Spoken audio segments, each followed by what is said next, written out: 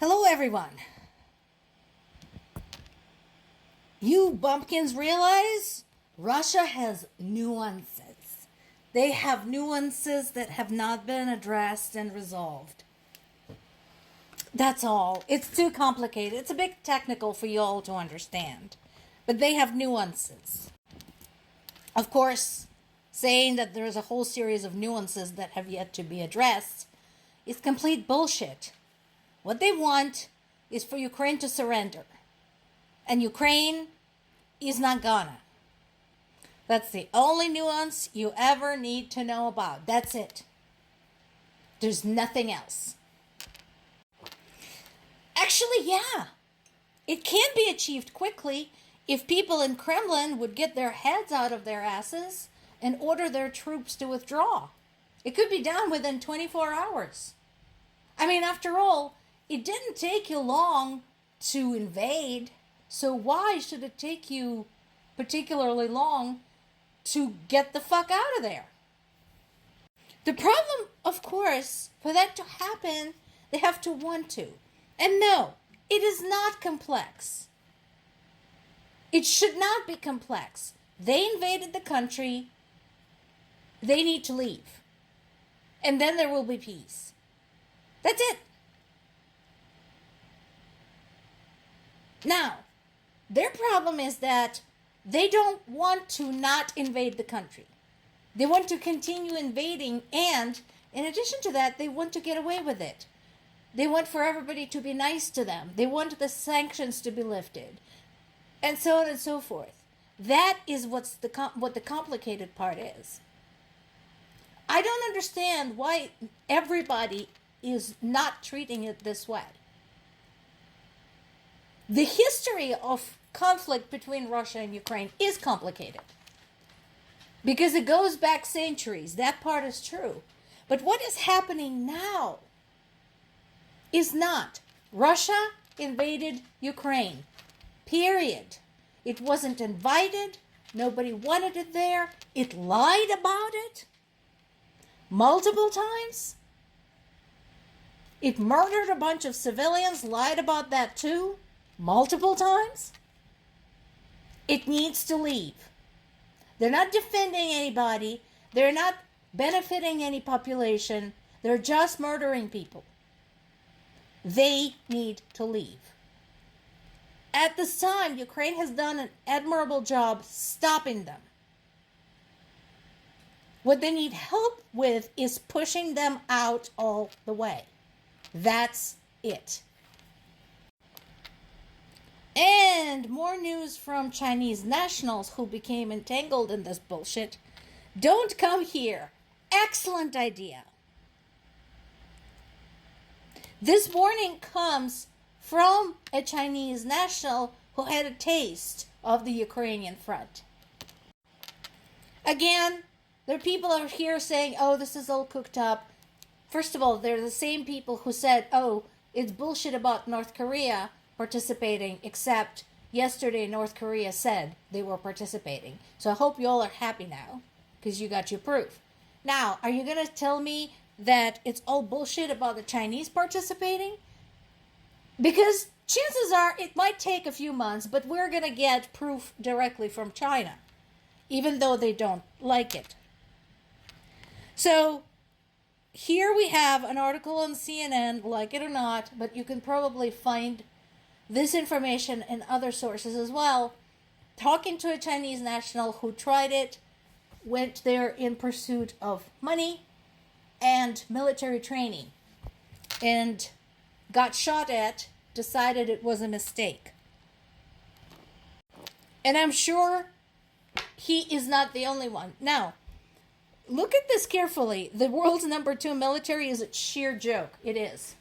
Did you guys know they're like running out of working vehicles, and some of the Russian troops are now moving around on donkeys? They're running out of fuel because Ukrainians blew up a bunch of their oil depots. So they're going back to donkeys. It is a joke. Some of the shit that North Korea shipped to them is complete crap and explodes on the ground or in transit. So I'm not sure if it's a good thing or a bad thing that the participation by Chinese nationals is coming to light.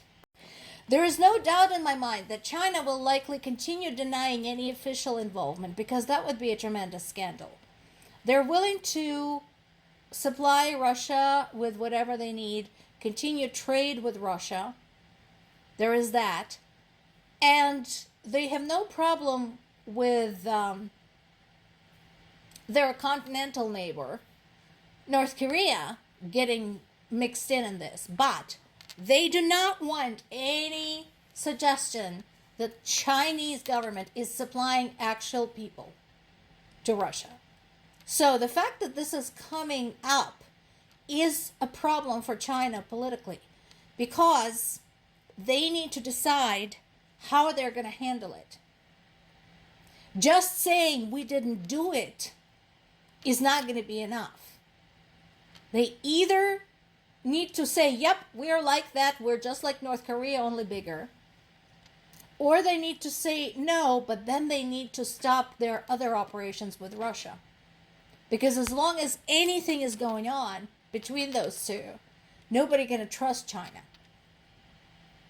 when they say we're not in fact supplying troops to Russia. This is in one of the Ukrainian sources. This is Kyiv Independent. That's real nice, Donald. So on one hand, you're trying to say that you're trying to protect Ukraine. On the other hand, you go and say Ukraine will be crushed very shortly. Well, fuck you. So, why this article is worth perusing? Because it addresses a lot of questions about what's going on the ground in Ukraine. You know, for people who don't have access to people there, who don't have family and friends on the ground. So this is a really good summary. And I can say that as somebody who does have contacts on the ground. So it talks about the mess that Trump has made of this whole thing and the lies that he told during his campaign. It talks about the unfair deal that he's trying to force Ukraine into. It basically would give Russia pretty much everything they want and leave Ukraine in a highly disadvantageous position. But this article also clarifies Ukraine's position for those who are really concerned. And don't get me wrong, I'm not going to sugarcoat it. It is bad down there. It's bad on the ground. It's bad for everybody. It's bad for the troops. It's bad for the civilians. It's bad for those of us who have people at the front lines. It's bad for those of us who have POWs in Russian custody. It is bad. But here's what they say. Ukraine's position is nowhere near bad enough that they would need to make such concessions, especially when Russia is not making any actual concessions. Ukraine has been looking at the potential outcomes of the U.S. election for over a year. They're not idiots over there. So they don't come to this unprepared. And again, this is not the only source. Other sources like Institute of the Study of War, U.S.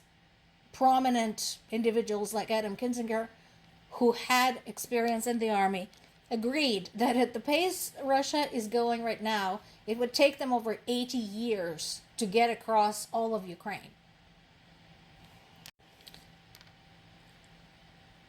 And Ukraine is really making it costly for Russia.